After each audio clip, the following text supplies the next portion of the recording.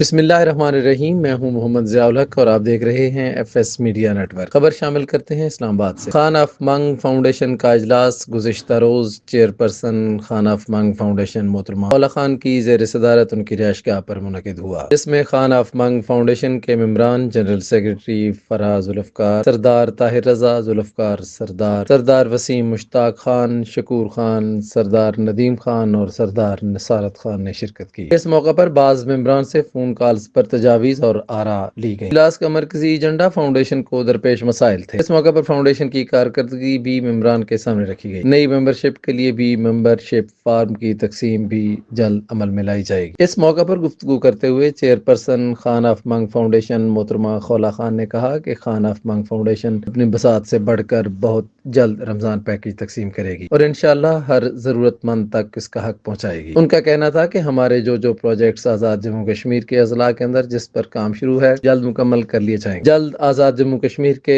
ہر ضلع کا تفصیلی دورہ کروں گی۔ خان آف منگ فاؤنڈیشن ایک غیر سیاسی پلیٹ فارم ہے۔ ہر مکتب فکر سے تعلق رکھنے والا شخص اس کی ممبرشپ حاصل کر کے فاؤنڈیشن کے لیے اپنا بھرپور کردار ادا کر سکتا ہے۔ انہوں نے مزید کہا کہ معاشرے میں معاشی توازن برقرار رکھنے کے لیے غریبوں، مسکینوں، یتیموں اور بیواؤں کی مدد کرنا انتہائی ضروری ہے۔ اسلام بھی ضرورت مندوں کی ضرورت پوری کرنے اور حاجت مندوں کی حاجت روائی کرنے پر زور دیتا ہے۔ معاشی توازن برقرار رکھنے کے لیے اسلام نے مسلمانوں کو صدقہ، فطرانہ اور زکوٰۃ کا نظام دیا تاکہ دولت صرف امیروں اور مالداروں کے ہاتھوں میں مرتکز ہو کر نہ رہ جائے بلکہ غریبی بآسانی گزر بسر سکیں۔ انہوں نے کہا کہ مجھے امید ہے خان آف منگ فاؤنڈیشن کے ممبران بڑھ چڑھ کر فاؤنڈیشن کے لیے کام کریں گے۔ انشاءاللہ تعالی ہم معاشرے کے پسے ہوئے طبقات کی سماندگی کو ختم کرنے میں اپنا بھرپور کردار ادا کریں گے۔ سبسکرائب کیجیے F S media network اور دیکھتے رہیے تازہ ترین تبصرے اور خبریں۔